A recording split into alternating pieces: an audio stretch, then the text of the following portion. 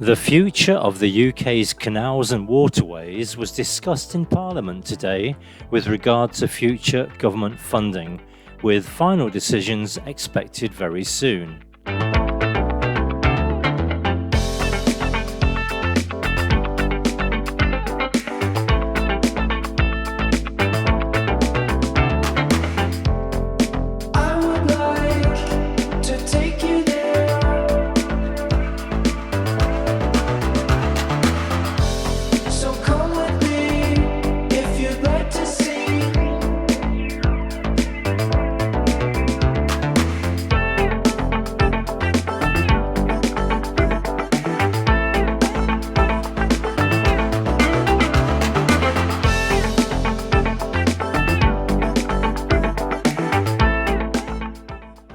You can find the full debate at the YouTube address below.